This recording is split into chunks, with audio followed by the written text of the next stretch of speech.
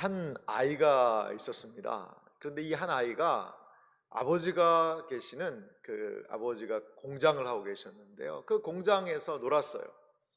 그러다가 이 아이가 너무나도 귀중한 것을 잃어버렸어요. 그 잃어버린 거는 뭐냐면 이 아이의 할아버지가 돌아가시면서 그 자기의 손자에게 준 것이었어요. 그 다름 아니라 할아버지가 평생 함께 하셨던 그런 귀중한 시계였는데요.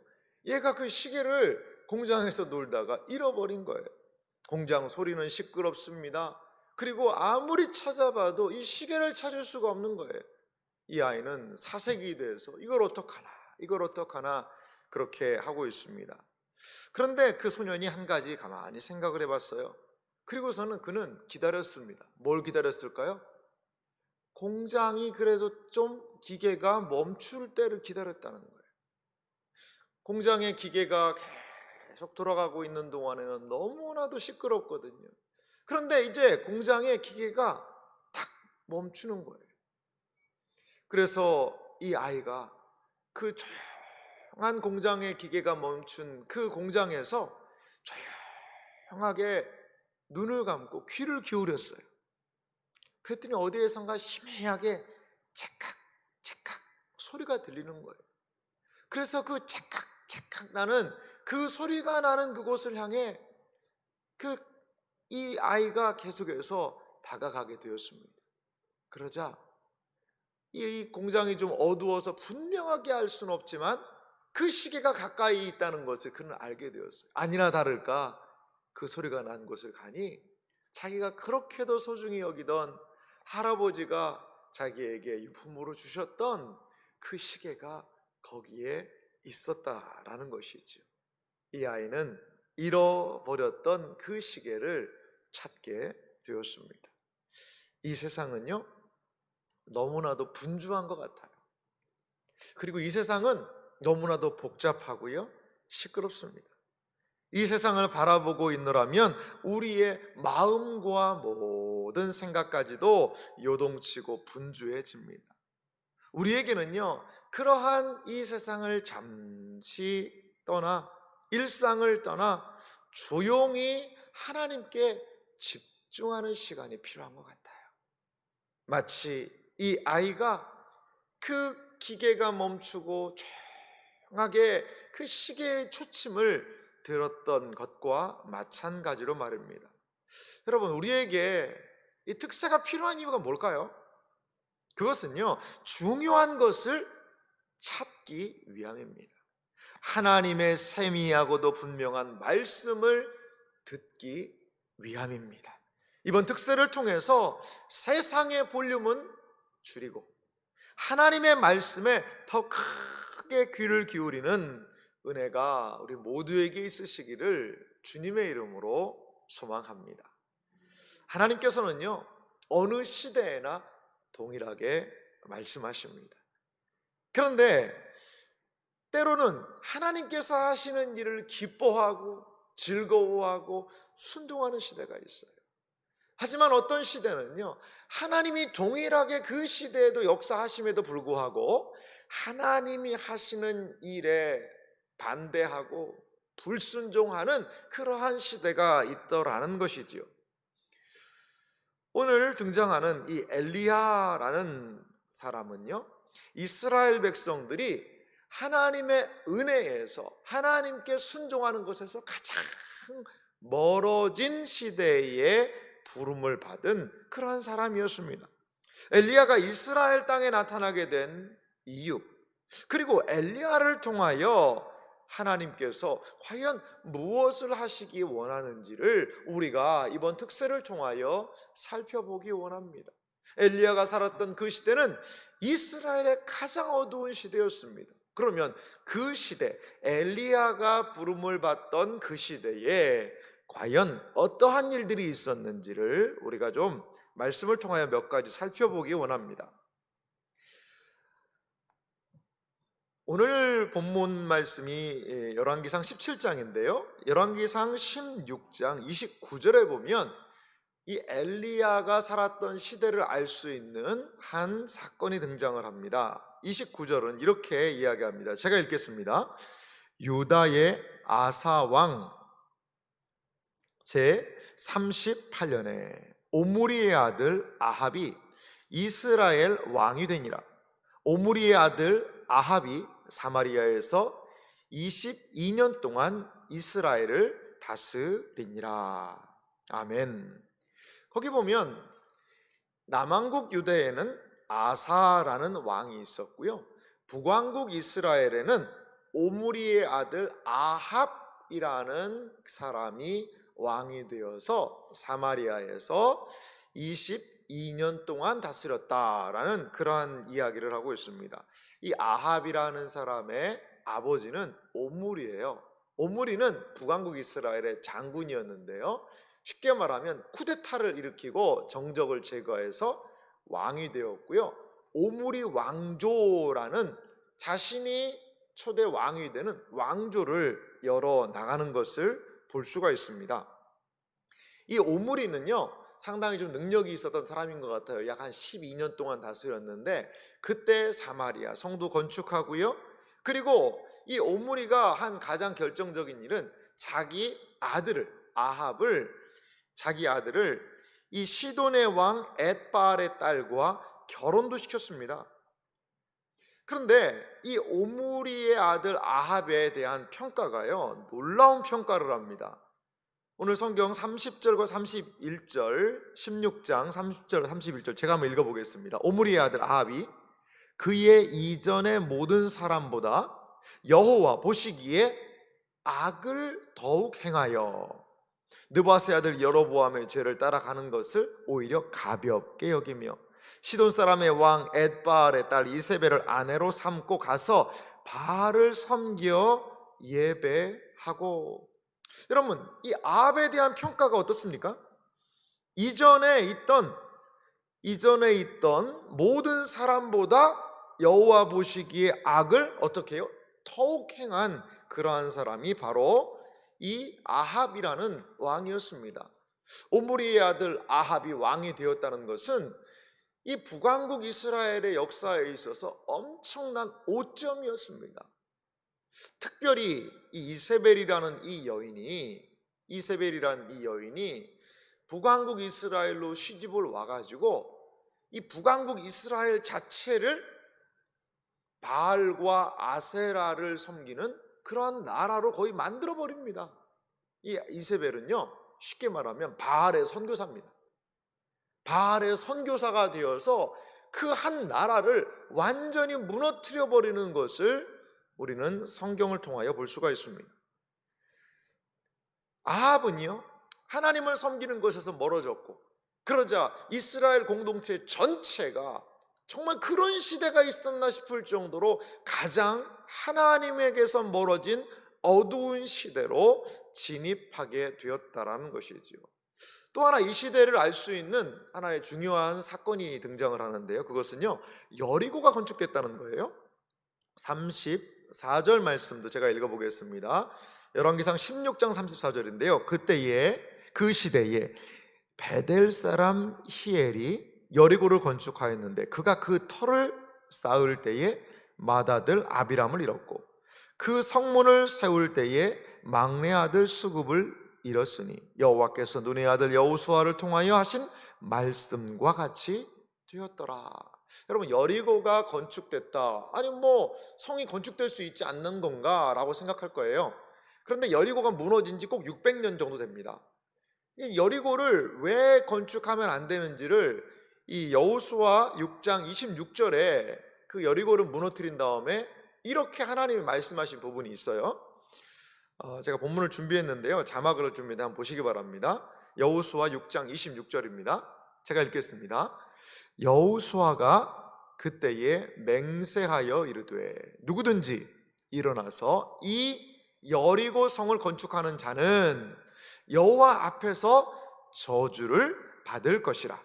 그 기초를 쌓을 때에 그의 맏아들을 잃을 것이요 그 문을 세울 때에 그의 막내 아들을 잃으리라 하였더라. 여호수아가 왜 이런 얘기를 했을까요? 우상 숭배가 만연하였고 하나님을 대적한 그 모든 것들의 본보기가 바로 여리고성이라는 거죠. 이 여리고성을 기초 쌓을 때 아들이 잃고 뭐 문 만들 때 막내 잃으면 다 잃는다는 얘기거든요. 그 정도로 하나님에 대한 두려움 속에 여리고를 건축할 엄두를 못 냈습니다.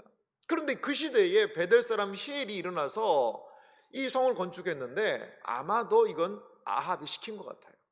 왕이 시켜서 성을 건축하지 뭐 히엘이라는 사람이 개인적으로 하겠습니까? 그거에 앞장선 사람이겠죠. 아마도 이세벨, 이 아합, 히엘 이러한 사람들이 하나님께서 지금까지 600년 동안 아무도 이 하나님에 대해서 공개적으로 드러내고 할 수 없기 때문에 하지 못했던 그 여리고 성을 건축하는, 쉽게 말하면 하나님 무섭지가 않다는 거예요. 하나님을 두려워하지 않는다는 것이지요. 이것이 바로 엘리야가 있던 시대의 분위기였습니다. 우상 숭배가 만연하고요, 하나님을 두려워하지 않는 그 시대가 바로 이 엘리야 선지자가 출현하는 시대의 모습이었다는 것이죠. 우리 시대도 참 비슷한 것 같아요. 요즘 사람들은 하나님 두려워합니까? 하나님 무서워합니까? 그렇지 않은 것 같아요. 공개적으로 하나님에 대한 조소의 조롱의 반응들이 있습니다. 그러한 시대 분위기 속에서 우리는 놓여 있는 것이 사실입니다. 하나님을 두려워하는 자는 소수이고 하나님을 대적하고 그리고 막 나가는 삶을 사는 것 같은데도 그 사람들이 잘 되는 것 같아요. 우리 시대와 비슷한 것이 아합의 시대는 아닐까 조심스럽게 생각해 봅니다. 아합 시대의 어두움은 하나님의 말씀에서 멀어졌고 하나님의 말씀을 기억하기를 싫어하고 하나님을 두려워하지 않는 그 시대, 이것이 엘리야가 사역을 시작하게 된 아합 시대의 모습이었다는 것입니다. 그런데 이러한 어두운 시대에 하나님께서 한 일을 하세요. 이 어두운 시대, 어떻게 보면 열왕기상 16장은 수많은 물음표들이 있는 것 같아요. 아니, 이 세상이 이렇게 막 나가고 있는데 하나님은 과연 무엇을 하십니까? 하나님, 우리는 무엇을 어떻게 해야 됩니까? 라는 질문하는 것 같아요. 그런데 오늘 17장 1절은요, 하나님이 하신 한 위대한 행동을 드러내고 있습니다. 그것은 무엇이냐? 이 어두움의 시대에, 하나님을 멀리 떠난 이 시대에 하나님께서 하신 행동은 무엇이냐? 한 사람을 보내시는 것이었습니다. 17장 1절은 이렇게 시작합니다. 길르앗에 우거하는 자 중에 디셉 사람 엘리야가 아합에게 말하되, 이 길르앗이라는 지역은요 요단강 동쪽에 있는 지역입니다. 거기에 디셉 사람 엘리야, 선지자라고도 우리가 많이 이야기를 합니다만 이 엘리야에 대한 것을요 우리는 많이 알 수가 없어요. 디셉이 어느 지역인지도 모르고요, 디셉 사람 디셉이라는 곳이 어딘지도 모르고요, 그리고 이 엘리야가 과연 어디에서 뭘 했고 하는 거를 전혀 몰라요. 다른 선지자 같은 경우에는 하나님의 말씀이 누구에게 임하니라 라고 좀 배경이나 소명에 대해서도 알 수 있는데 어느 날 추풍과 같이, 바람과도 같이 엘리야가 등장했다는 것이죠. 그가 말합니다. 아합에게 말하되, 내가 섬기는 이스라엘 하나님 여호와께서 살아계심을 두고 맹세하노니 내 말이 없으면 수년 동안 비도 이슬도 있지 아니하리라. 엘리야가 와서 아합에게 한 말은요 선전포고입니다. 거의 선전포고예요. 엘리야는요 그 땅에 비가 안 온다라고 얘기를 해요. 당시에요, 생각해 보시기 바랍니다. 농경사회인데 비가 안 온다라는 것은요 농사 못 지으라는 얘기예요. 특별히 늦은 비와 이른 비가 오거든요. 그 비가 와서 농사를 지을 수 있는 어떤 환경들을 만들어주는 그 사회였는데 비가 안 오면요 농사 못 짓는 겁니다. 제가 설교하면서도 이 3년 6개월 동안 비가 안 왔는데요, 그것을 한번 말씀을 드린 적이 있는데 우리식으로 얘기하면 우리는 농사 안 지니까 3년 6개월 동안 비가 안 온다고 그래도 뭐 큰 차이는 없습니다. 그런데 이렇게 생각해 보세요. 3년 6개월 동안 월급을 못 받는다고 생각을 해보세요. 3년 6개월 동안 연금 내가 받고 있는데 연금이 끊어진다고 생각을 해보세요. 3년 6개월 동안 수입이 없다라고 생각을 해보세요. 보통 큰 문제가 아닌 것이지요. 지금 뭐 이런 상황입니다. 거기 이슬이라는 얘기도 있는데요. 이스라엘 백성은 비가 안 올 때는 헐몬산에서부터 이슬이 충만하게 내려요. 그래서 그 가뭄의 때를 또한 우기, 건기 때를 지나기도 하거든요. 근데 아예 이슬까지 말라버리는 거죠. 여러분, 왜 이러한 어려움이 이들에게 왔을까요? 첫 번째는요, 우상 숭배한 이스라엘 민족에 대한 하나님의 심판입니다. 우상 숭배하고 하나님에게서 멀어진 그들에게 하나님 고통 주신 거예요. 그 우상 숭배한 그들을 향하여서, 아합과 이세벨을 향하여서 이 모든 행동을 묵인하고 동조한 이스라엘을 위한 심판, 그것이 바로 이 가뭄의 의미입니다. 두 번째는요, 이 가뭄은요, 바알 종교에 대한 무능함이 거기에 깃들어 있다는 거죠. 이게 무슨 말씀이냐면요, 고대 문서에 보면 이 바알에 대해서, 그 이스라엘 백성들이 섬기는 바알 신에 대해서 이렇게 이야기를 했다고 그래요. 한번 들어보십시오. 위대한 폭풍의 신, 구름을 탄 자이며 비를 보내고 여름의 죽음 이후에 생명을 회복하게 하고 풍요를 보장하는 신이다. 이렇게 바알을 소개를 합니다. 그런데 거기에 이런 단어가 있어요. 비가 내리지 않으면 그가 모트, 이건 죽음을 얘기하는데요, 죽음에게, 모트에게 굴복하는 것이다. 그러니까 비가 내리지 않는다면 바알은요, 무용지물이라는 거죠. 비가 내리지 않는다면 바알은요, 있으나마나한 존재라는 겁니다. 이스라엘 백성들이 그렇게도 하나님을 떠나서 찾았던 그 바알은 번개의 신이고, 이 바알이 이 땅에 비를 내려줘서 농사를 짓게 된다. 그러니까 바알 섬겨라라는 아주 단순한 논리가 있습니다. 그런데 비가 안 와요? 바알 뭐 하는 거예요? 바알이 왜 비도 안 주는 거예요? 비의 신이 비를 못 주면 어떻게 합니까? 아무런 쓸모가 없다는 것이지요. 이것은 그들이 섬기는 바알 신이 얼마나 무능한지를 보여주고 있는 바알 신에 대한 심판일 수도 있다는 것이지요. 마치 출애굽 당시 10가지 재앙이요, 애굽 신들에 대한, 애굽 사람들이 믿었던 신들에 대한 심판인 것과 마찬가지로 말입니다. 어둠 속에서 이 어두운 시대에 하나님께서 하신 일이 무엇입니까? 그것은 한 사람을 보내시는 거였어요. 다른 많은 일이 아니라 한 사람을 보내시는 것이었다는 거지요. 이러한 이야기가 있습니다. 사람들은 더 좋은 방법과 수단을 찾습니다. 그러나 하나님은 더 좋은 사람을 찾으십니다. 이 이엠 바운즈라는 그 기도의 사람 목사님이 하신 말이에요. 사람들은요, 더 좋은 방법, 수단 찾지요. 하지만 하나님께서 찾으시는 것은요, 방법이나 수단이 아니라 하나님의 마음에 합한 한 사람, 그것을 찾으시는 것이 하나님이시라는 거죠. 그렇습니다. 사람이 희망입니다. 사람이 단순하게 희망이 아니라 하나님이 쓰시는 그 사람이 있다면 그 한 시대 감당할 수 있는 거예요. 출애굽을 위하여서 군대가 준비됐습니까? 아니요. 모세 한 사람이 준비되었다는 것을 우리는 알 수가 있습니다. 인류의 구원을 위하여서 하나님께서 준비하신 것이 무엇입니까? 바로 예수 그리스도, 그 한 분을 통하여 구원의 역사가 임했다는 것을 기억하시기 바랍니다. 하나님이 사람 보내시면 거기에 소망이 있습니다. 하나님이 사람을 보내신다면 거기에서부터 하나님의 일은 시작될 줄 믿습니다. 그런데요, 참 재미있는 것은요, 이렇게 하나님께서 엘리야라는 이 사람을 탁 보내서 역사에 등장하게 하시고 왕 앞에서도 담대하게 하나님의 말씀을 선포했는데, 그러면 이제 뭔가 좀 일어나야 되잖아요. 뭔가 좀 나타나야 되잖아요. 드러나야 되잖아요. 근데 엘리야의 하는 행동은 무엇인가요? 도망을 가서 숨습니다. 도망가서 숨어요. 너무나 이게 싱거운 얘기입니다. 이게 엘리야는요, 내용을 보면 이 그릿 시냇가라는 곳에 숨는 것을 볼 수가 있어요. 제가 2절 말씀부터 한번 좀 읽겠습니다. 2절과 3절을 읽겠습니다. 여호와의 말씀이 엘리야에게 임하여 이르시되 너는 거기서 떠나 동쪽으로 가서 요단 앞 그릿 시냇가에 숨고, 하나님께서 이제 뭔가가 이 대결을 한다던가, 마치 모세가 바로 앞에 갔을 때에 바로와의 대결이 있지 않습니까? 그런 것들을 기대할 법도 한데, 그리시네가에 가서 숨어라, 동쪽으로 가서 그리시네가에 숨으라는 거죠.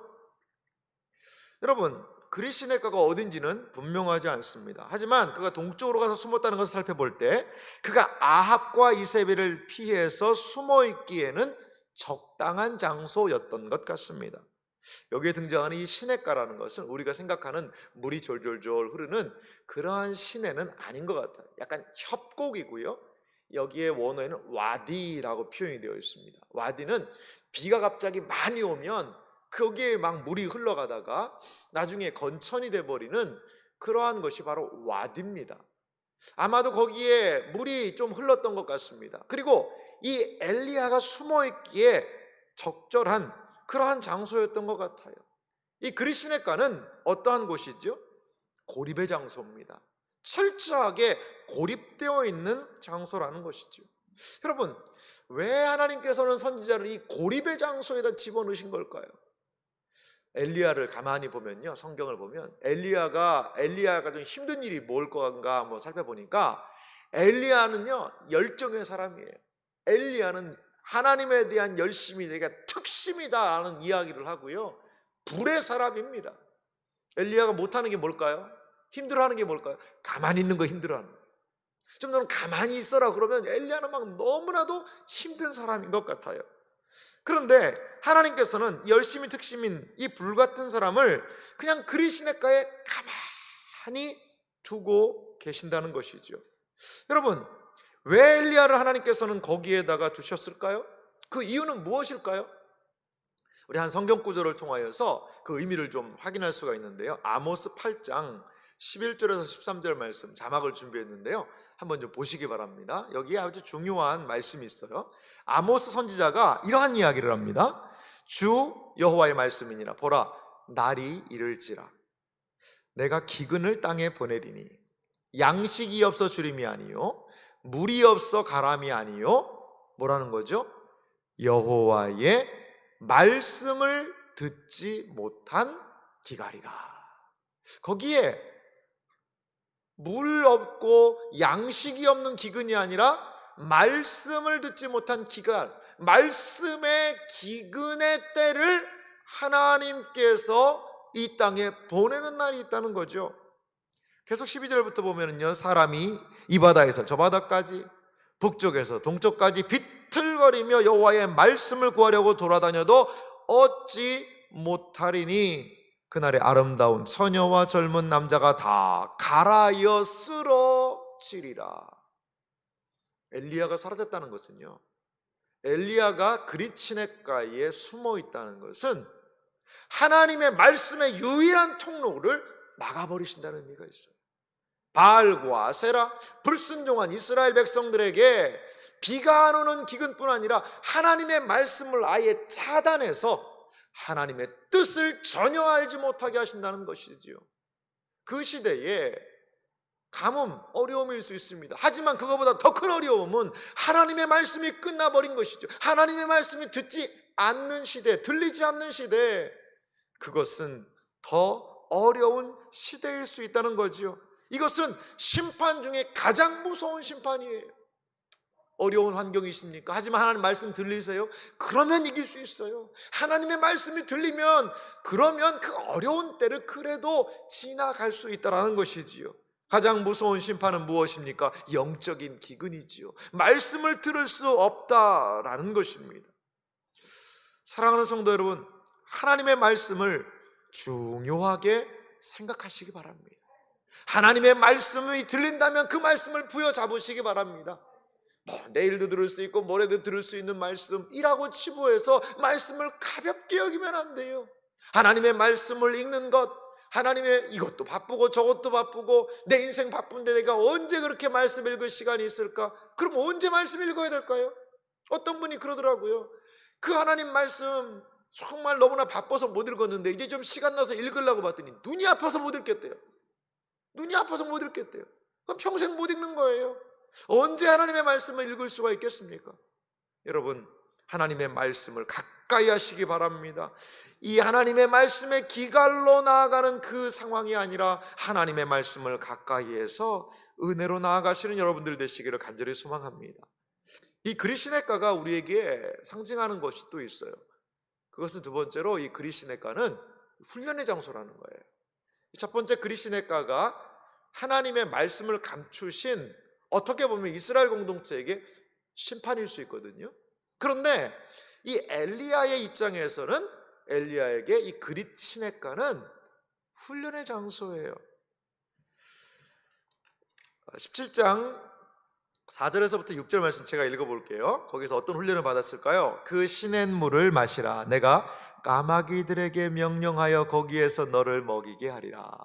그가 여호와의 말씀과 같이 하여 곧 가서 요단 앞 그릿 시냇가에 머물매 까마귀들이 아침에도 떡과 고기를 저녁에도 떡과 고기를 가져왔고 그가 시냇물을 마셨으나. 참 재밌는 이야기죠. 까마귀가 이 떡을 갖다 주고 고기를 갖다 줍니다. 그리고 시냇물을 마시면서 거기에서 이 그릿 시냇가에서 엘리야가 지냈다라는 매우 독특한 이야기입니다. 이 그릿 시냇가는요, 훈련의 장소인데 첫 번째 어떤 훈련이 있냐면, 먼저는 이 순종의 훈련이 거기에 있습니다. 하나님께서요, 여러분 17장 2절에도 보면 여호와의 말씀이라는 것이 있고요, 그 다음에 그 말씀에 대해서 5절에도 보면 그가 여호와의 말씀과 같이 하여라는 엘리야의 순종이 있어요. 하나님은 말씀하십니다. 그리고 엘리야는 순종합니다. 그리고 누구도 순종하는 줄 아세요? 까마귀도 순종을 해요. 6절 보니까요, 까마귀들이 아침에도 떡과 고기를 저녁에도 떡과 고기를 가져왔고, 하나님의 말씀대로 내가 까마귀들에게 명령하여 거기에서 너를 먹이게 하리라 라는 이 명령에 누구도 순종합니까? 까마귀까지 순종하는 거예요. 그리시네가는 어떤 곳인가요? 순종의 장소입니다. 이스라엘 전체 땅은 어떻습니까? 불순종의 땅이지요. 하나님의 말씀에서 멀어지고 하나님의 말씀에 순종하지 않는데, 그릿 시냇가, 그 고립의 시냇가에서 이 한 선지자는 하나님의 말씀에 순종하고 미물인 부정한 짐승인 까마귀까지도 하나님의 뜻에 순종하고 있다는 것이지요. 그렇습니다. 이 엘리야는요, 그릿 시냇가를 통하여 무엇에 순종해야 하는지, 어떻게 하나님의 뜻에 순종하는지를 어쩌면 이스라엘 공동체에 보여주고 있다라는 것이지요. 불순종하였던 그들, 광야에서 40년간 떡과 만나와 그리고 만나와 메추라기를 먹고 지냈던 이스라엘 백성을 보호하셨듯이 하나님께서는 그릿 시냇가에서 철저하게 하나님의 뜻에 순종하는 엘리야를 지금 보여주고 계시다는 것이죠. 이 그릿 시냇가는요, 또한 어떤 장소일까요? 어떤 훈련이 있을까요? 하나님만 의지하는 훈련을 하고 있는 겁니다. 그릿 시냇가를 한번 상상해 보시기 바랍니다. 거기에는 아합이 사는 것과 같은 왕궁, 좋은 침대, 좋은 음식, 좋은 것 하나도 없습니다. 그 그릿 시냇가는 인공적인 게 하나도 없어요. 다 하나님께서 하신 것뿐이에요. 하나님이 만든 자연과 냇물, 그거밖에 없어요. 그리고 여러분, 이 그릿 시냇가가요, 까마귀가 갖다 주는 떡과 고기, 그거 받아먹고 살거든요. 그런데 이 엘리야가 막 그것들을 안 먹고 모아놨다가 막 창고에다 비축해 줬다가 막 말려서 먹고 뭐 해먹고 그런 상황도 아니에요. 그날 주시면 먹고 까마귀가 까맣게 잃어버리면 그날 굶는 거예요. 그냥 그날 사는 것이죠. 예수님 말씀 생각나요? 오늘날 우리에게 일용할 양식을 주옵시고, 일용할 양식, 그날 하루 살아갈 수 있는 양식, 그것에 의존하는 그 장소가 바로 그릿 시냇가라는 것이죠. 인간적인 노력, 인간적인 끌어모음, 인간적인 능력을 전혀 발휘할 수 없고 위로 하늘의 하나님만을 주목할 수밖에 없게 하는 그곳이 바로 그릿 시냇가였다는 거죠. 왜 엘리야에게 하나님은 이러한 훈련을 시키신 것일까요? 그것은 바로 철저하게 하나님만을 의지하라는 훈련입니다. 왜 이 훈련이 필요할까요? 앞으로 엘리야가 감당해야 되는 이 싸움은 철저하게 하나님의 말씀을 의지하는 훈련이어야 한다는 것입니다. 하나님의 방식으로 하나님께서 하나님의 자녀를 먹이신다는 것을 여러분 기억하시기 바랍니다. 하나님의 특별한 보호하심이 있어요. 비록 풍성하진 않지만 여러분 그래도 죽지 않습니다. 거기서 하나님의 생명의 역사를 경험하게 된다는 것을 여러분 기억하시기 바랍니다. 여러분 그리시네가에서 이 선지자가 한 일은 무엇이었을까요? 나는 자연인이다 그 프로가 있어요. 그것같이 뭐 캐로 다니고 뭐 이거 하고 저거 하고 그런 식으로 엘리야가 그리시네가에서 지냈을까요? 그렇지는 않은 것 같아요. 엘리야는 조용히 아마도 하나님을 기다렸을 것 같아요. 다음 말씀이 주어질 때까지 거기에서 기도하면서 하나님의 뜻을 구했을 것 같아요. 이스라엘 백성들의 불순종을 보면서 울분을 토하고 거기에서 기도하지 않았을까요? 여러분 기다린다는 것 기다려 보셨나요? 기다린다는 것은요 어떻게 보면 이 기다리는 시간은 내 시간이 아닌 것 같아요. 기다리면 언제 끝나죠? 내가 기다리는 사람이 와야 돼요. 데이트하려고 기다리는데 이 나의 연인이 늦는 거예요. 그러면 그때까지 기다리는 거예요. 그 사람이 와야지 기다리면 끝나지 않습니까? 기다린다는 것은요 내가 중심이 아니라는 거예요. 오는 사람이 중심입니다. 기다린다는 것은요 이 중심이 나 중심에서 그 사람 중심으로 이동하는 시간이 바로 기다리는 시간 같아요. 기다리는 시간을 통하여서 그는 철저히 자신을 낮추고 하나님에 대하여서 깊이 묵상하였을 것입니다. 그렇습니다. 이 그리시네가 고립의 장소였지만 이렇게 하나님께서는 그 시간을 통하여 엘리야를 순종의 사람으로 더욱더 철저히 하나님을 의지하는 사람으로 훈련시키셨다는 것을 우리는 기억할 필요가 있습니다. 사랑하는 성도 여러분, 우리가 이 한 주간 왜 말씀을 들어야 할까요? 이 한 주간 우리는 어떻게 하나님의 말씀에 귀를 기울여야 할까요? 이 한 주간 우리는 어떻게 하나님께로 나아가야 할까요? 이 한 주간이요 우리에게 그리시네가가 되기를 간절히 소망합니다. 여기에서 순종을 다시 한번 결단하고 주님 말씀해 주시면 내가 나아가겠습니다. 주의 뜻이 아니면 내가 멈춰 서겠습니다 라는 그러한 결단이 이번 특세를 통하여 우리에게 있기를 간절히 소망합니다. 그리시네가에서 하나님에 대한 그 고립의 그 자리에서 아버지 하나님에 대해서 훈련하고 순종에 대하여서 그리고 철저히 하나님만을 의지하는 훈련이 이어졌던 것처럼 이 아내를 어떻게 살아야 할까? 하나님을 철저하게 의지하고 신뢰하기로 결단하고 결심하는 것이 이번 한 주간 우리의 특세 그리시네가가 되기를 소망합니다. 그래서요 이 그리시네가는 결론적으로 본질에 집중하는 장소입니다. 하나님만을 바라보는 장소입니다. 까마귀가 더 좋은 고기 가져와야 되는데 아이고 이제 물 마르면 어떡하나 근심과 걱정의 장소가 아니라 하나님 한 분이면 되는구나. 결국 물은 말랐습니다. 7절은 이렇게 얘기합니다. 땅이 비가 내리지 아니하므로 얼마 후에 그 시내가 마르니라. 아이고 이제 나는 죽었구나 이제 어떡하나 걱정과 근심해야 될까요? 아니요 그렇지 않아요. 하나님께서는 엘리야를 사르밧 땅으로 보내십니다. 우리는 늘 방법을 찾아요. 시냇물이 안 마르고도 오래 할 수 있는 비결이 뭘까? 까마귀들이 더 맛있는 고기들을 가져올 수 있게 하는 방법이 무엇일까? 우리는 방법론에 대해서만 늘 생각을 합니다. 하지만 본질을 붙잡아야 됩니다. 본질이 무엇일까요? 하나님이십니다. 하나님을 붙잡으면, 하나님의 말씀을 붙잡으면 하나님께서 행하시는, 우리가 결단코 꿈에도 생각하지 못하는 놀라운 일들을 하나님께서 허락하신다는 거예요. 여기에서부터 사르밧까지의 거리가 얼마일지 정확하게 모르지만 학자들은 약 한 140km 정도 이상의 거리라고 이야기를 합니다. 물 마르니까 하나님께서 다음 장소로 이동시키시는 거예요.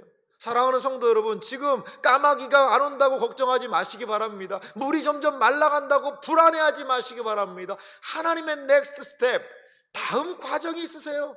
하나님은 물 마르면, 까마귀 안 오면 다음 곳으로 이동시키실 거예요. 까마귀만 의지하지 마시기 바랍니다. 흐르는 물만을, 그쳐버릴 물만에 주목하지 마시기 바랍니다. 본질에 집중하는 우리가 되기를 소망합니다. 이번 특세 우리가 하나님의 말씀에 집중하고 과연 이 시대를 어떻게 내가 살아야 할 것인가, 시대적인 어두움이 있는 이 시대를 어떻게 믿음으로 나아가야 될 것인가를 하나님 말씀 안에서 발견하는, 말씀하시는 하나님의 은혜의 역사를 경험하고 발견하는 이 한 주간이 되시기를 주님의 이름으로 축원합니다.